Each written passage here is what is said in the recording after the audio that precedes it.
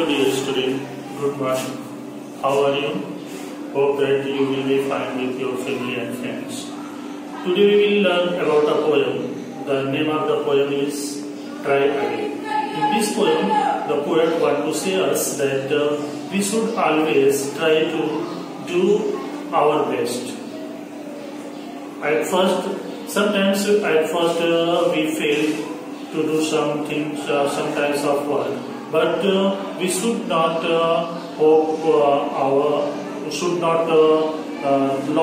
our hope and try again and again so that we can succeed at the end. So see here, let us start the video.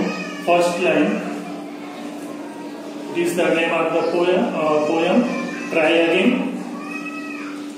Tease a lesson you should heed. It is the short form of it is. ये short form है, इसको हम पढ़ते tease और इसका पूरा full form है it is. तो tease a lesson you should heed मतलब इट इज अ लेसन मतलब यह एक पाठ है. यू शुड हीड, हीड मतलब ध्यान देना ना, जिसपे आपको ध्यान देना चाहिए. What is the lesson? Try again ना, पुनः प्रयास करें. If at first you don't succeed, try again.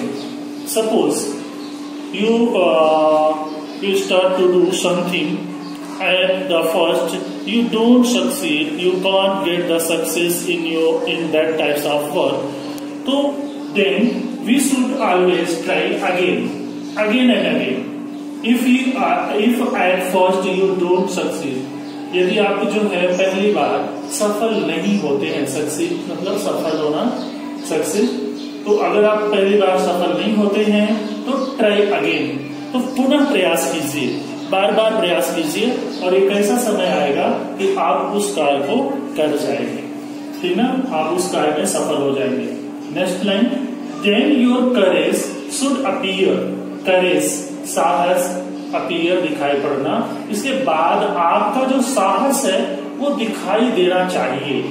For if you will persevere मतलब क्योंकि यदि आप जो है परसिवर मीन्स यहाँ पे देखिए, परसिवर मतलब कि कोई भी काम आप अनवरत ढंग से बार बार उसको कंटिन्यू कर रहे हो.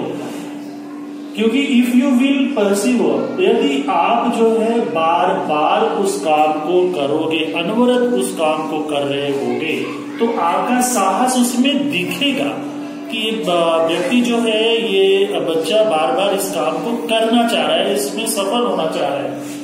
And you will conquer never fear, try again. तो कॉन्कर मतलब विजय प्राप्त करना, जीतना. तो यू विल कॉन्कर, तो आप जीतोगे. नेवर फियर, कभी जो है डरो मत. आप डरो मत कि मैं फेल हो गया, मैं असफल हो गया तो फिर दोबारा उस काम को ना करो. उस काम को आप करते रहो, डरो नहीं, और एक दिन आप जो है उस काम में विजय आपको मिलेगी, उस काम में आपको सफलता मिलेगी. ट्राई अगेन, फिर से आप प्रयास कीजिए. वंस और ट्वाइस दो यू फेल. ये पॉसिबिलिटी है कि कोई भी काम आप करने जाओगे तो एक दो बार आप असफल होते हैं ना. वंस और ट्वाइस, वंस मतलब एक बार, ट्वाइस दो बार, एक या दो बार. दो यू फेल, यद्यपि आप असफल होते हैं तो ट्राई अगेन. तो उस काम को छोड़ो नहीं कि उसको मैंने छोड़ दिया, ये काम मेरे से नहीं होगा. मत छोड़ो, उसमें फिर से प्रयास करो, पुनः प्रयास करो. If you would at last prevail, try again. यदि आप जो है अंत में क्या होता है, प्रिवेल, उस काम को करते करते उसके मास्टर बन जाते ना, उस पे आपका प्रभुत्व उस काम पे स्थापित हो जाता है. प्रिवेल मतलब प्रभुत्व स्थापित करना, कि आप उस कार्य को प्राप्त कर लेते हो अंत में जाके, तो भी प्रयास उसमें जारी रखो, उसको अपना अपडेट करते रहो. If you strive, 'tis no disgrace, though we do not win the race. If we strive मतलब ट्राई हार्ड, कड़ा संघर्ष करना ना. strive it is no disgrace, disgrace मतलब अपमान, ठीक है। Though we do not win the race, कहते हैं कि इसमें कोई भी मतलब आप बहुत कड़ा संघर्ष करते हैं, जैसे आप रेस कंपटीशन में भाग लिए, उसमें आपने बहुत कड़ा संघर्ष किया, फिर भी आप जो है रेस नहीं जीत पाए, तो इसमें कोई अपमान नहीं है, ठीक है। मतलब if we strive it is no disgrace, मतलब आपने कठिन परिश्रम किया, इसमें कोई अपमान नहीं है। Though we do not win the race, यदि आप रेस नहीं जीत पाते हो तो उसमें कोई अपमान नहीं है। What should we do in that case, हमें ऐसी स्थिति में क्या करना होता है, क्या करना चाहिए। मतलब हमने रेस नहीं जीता इस बार, ठीक है, तो फिर हमें क्या करना चाहिए, फिर दोबारा रेस में भाग नहीं लेना चाहिए कि या फिर से हम और अच्छा प्रयास करें कि अगली बार हम रेस को जीत जाए। तो ये बताता है कि what should we do in that case, हमें ऐसी स्थिति में क्या करना चाहिए। ट्राई अगेन, फिर से प्रयास करना चाहिए। If you find your task is hard, task मतलब work, hard work, difficult work, कठिन कार्य, ठीक है। यदि आप अपने किसी भी काम को बहुत कठिन पाते हो, ठीक है, if you find your task is hard, आप पाते कि मेरा ये काम बहुत ज्यादा कठिन है, बहुत ज्यादा डिफिकल्ट है, तो ट्राई अगेन, फिर भी ऐसा सोच के उस काम को छोड़िए नहीं, उसमें बार बार प्रयास करते रहिए। Time will bring you your reward, ना टाइम जब समय तो आपका पुरस्कार लाएगा। टाइम विल ब्रिंग मतलब लाना, यू योर रिवार्ड, ठीक ना, मतलब एक समय आएगा कि आपको उस क्षेत्र में पुरस्कार मिलेगा, उस काम के लिए पुरस्कार मिलेगा। तो ट्राई अगेन, तब तक आप जो है काम करते रहिए। All that other folk can do, folk मतलब लोग, why with patience may not you, मतलब फिर यहाँ पे राइटर पोएट कहता है कि all that other folk can do, जब सारे अन्य लोग कर सकते, किसी काम को कर सकते हैं, why with patience may not you, तो आप पेशेंस मतलब धैर्य के साथ, तो आप धैर्य के साथ उस काम को क्यों नहीं कर सकते। मान लो आपका भाई बहन कोई भी आपका नेबर्स किसी काम को कर सकता है, तो आप उस काम को करने के लिए अपने अंदर धैर्य लाइए, तो आप क्यों नहीं कर पाओगे, जब वो कर रहा है तो आप भी कर सकते हैं। वली keep this rule in view, मतलब आप ये जो है ये नियम अपने ध्यान में रखिए। ट्राई अगेन, पुनः प्रयास करें। कोई भी काम करना हो, अगर उसमें हम असफल होते हैं तो बार बार हमें उसमें प्रयास करना चाहिए, ठीक है। तो ये यहाँ पे दिया गया है, वर्ड मीनिंग है यहाँ पे। टीज मतलब short form of it is, तो इट इज का शॉर्ट फॉर्म को हम टीज पढ़ते हैं। हीट, पे अटेंशन, करेज, साहस, pursuer to continue in spite of difficulties, अनवरत प्रयत्न करना, काउंटर टू डिफेक्ट, ये वर्ड मीनिंग यहाँ पे दी हुई है। और क्वेश्चन इस तरह से आपको पोएम में पूछा जाता है, read the following स्ट्रैक्ट and do the activities.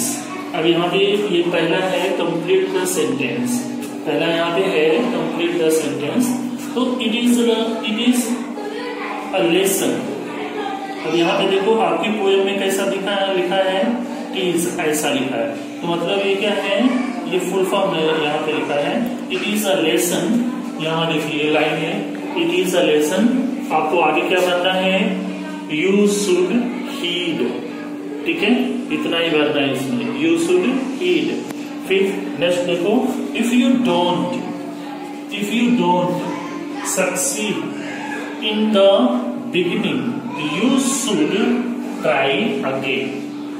समझे, तो यहाँ पे क्या आएगा, सक्सीड आएगा, ये शब्द आएगा सेकेंड में, सक्सीड। और दूसरा फिर क्या रखेंगे, यू शुड ट्राई अगेन। अगर हम शुरुआत में सफल नहीं होते हैं तो हमें पुनः प्रयास करना चाहिए। ये आपका पहला क्वेश्चन है। यहाँ पे देखिए What lesson should be kept always in mind? अब इसका आंसर लिखना है तो हम क्या यहाँ पे लिख सकते हैं कि if we do not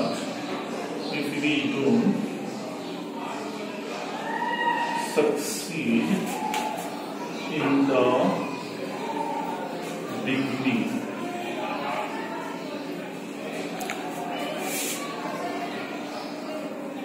beginning,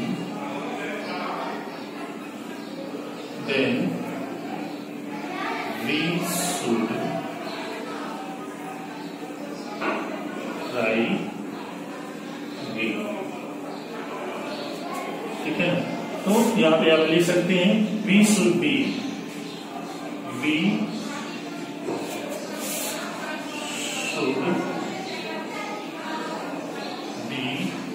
kept this lesson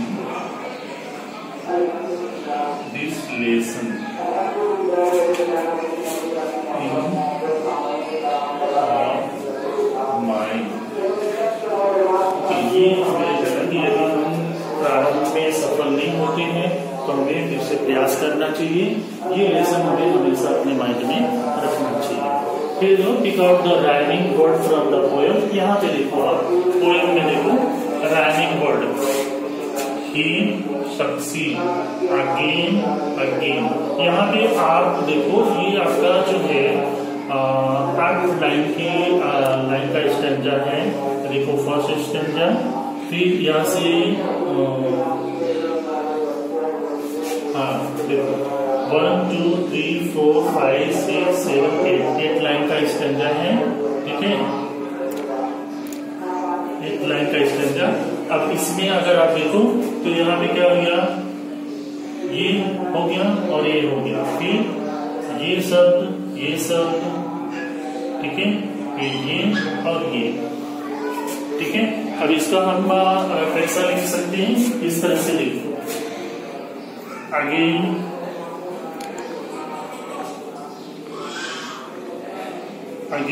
दोनों में है तो ऐसा लिखेंगे। राइमिंग वर्ड्स मतलब जिसका sound same, ending sound same हो रहा है वो राइमिंग वर्ड होते हैं। और फिर ये हो गया, फिर यहाँ पे आप कामा करिए, फिर क्या लिखिए हीड और फिर ऐसा सक्सीड। ठीक है, फिर यहाँ कामा करिए, इसके बाद क्या आ जाएगा आपका, देखो अपीयर,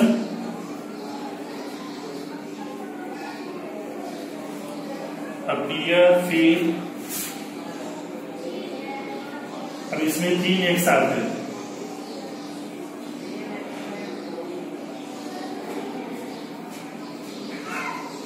ठीक है, ऐसा। फिर लास्ट में क्या है, फियर।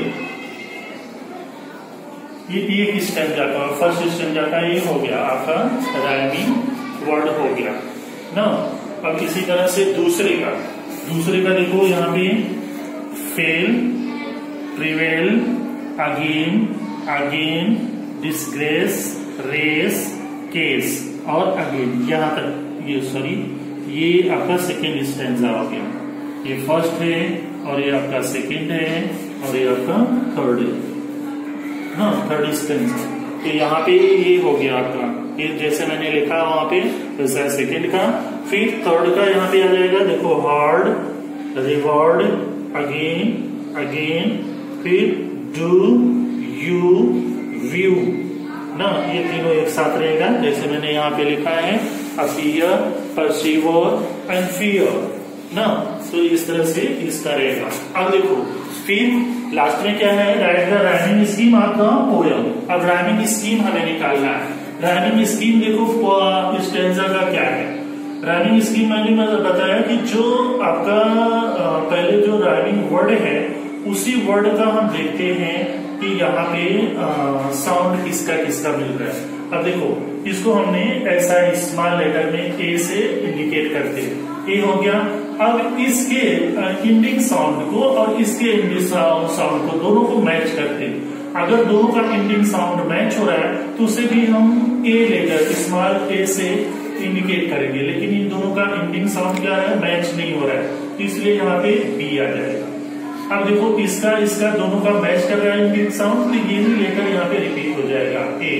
अब ये देखो इन दोनों का मैच कर रहे हैं, तो यहाँ पे क्या आ जाएगा बी ना, A B A B.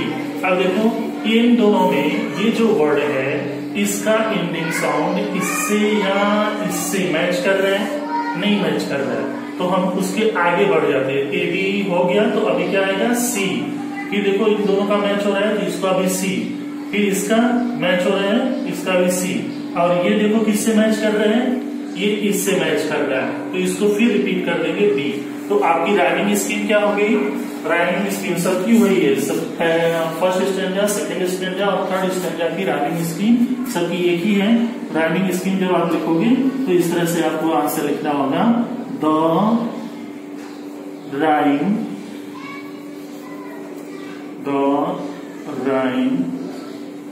scheme of the poem is, ऐसा सिंगल इन्वर्टेड कॉमा यूज करिए, फिर लिखिए ए बी सी डी, ठीक ना। ये आपकी क्या होगी राइमिंग स्कीम। अब इसमें कितनी लाइनें हैं, 1 2 3 4 5 6 7 8, और यहाँ भी देखिए उसी तरह से 1 2 3 4 5 6 7 8। तो in this way your video is has finished here. We will meet in the next video with a new topic, and in the next video we will learn about the appreciation of this poem. Okay, good morning.